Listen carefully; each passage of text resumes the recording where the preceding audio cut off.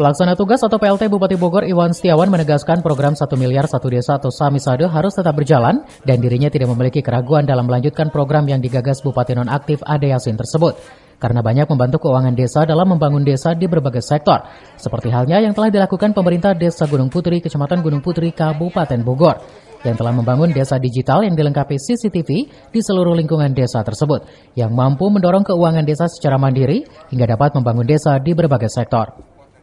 Hal tersebut disampaikan PLT Bupati Bogor Iwan Setiawan baik saat memberikan sambutan dalam menyambut tim penilaian Lomba Desa tingkat Provinsi Jawa Barat dan juga saat setelah menghadiri acara tersebut.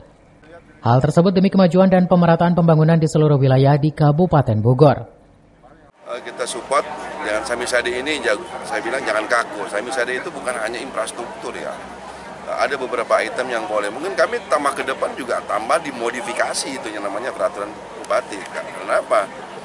Yang namanya pembangunan fisik tidak mungkin kalau 1 tahun 2 tahun selesai, masa 1 tahun tahun ketiganya dibangun lagi, nggak mungkin. Makanya harus ada diversifikasi item yang memang harus dijadikan sebagai program yang bisa didanai Samisade itu ke depannya begitu. Bisa tadi Samisade bagi dia, kalau Samisade tahun ini stop dia sudah siap. Kenapa? Samisade yang dibangun punya nilai ekonomi dan bisa menjadi perputaran usaha, itu yang perlu kami sadari bahwa dia itu yang sangat luar biasa. Untuk program Samisade sendiri apakah akan terus dilanjutkan atau gimana? Iya harus. Ini saya menjawab keraguan-raguan, saya tidak ragu.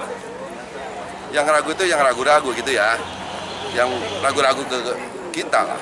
Tapi masih ada puluhan desa yang belum menyerahkan LPG, Pak. Ya, nggak apa-apa, nanti kan ada penilaian. Nggak ada sanksi itu berarti? Yang ragu-ragu ada lah. Oh, apa tuh sanksinya, Pak? Ya nantilah.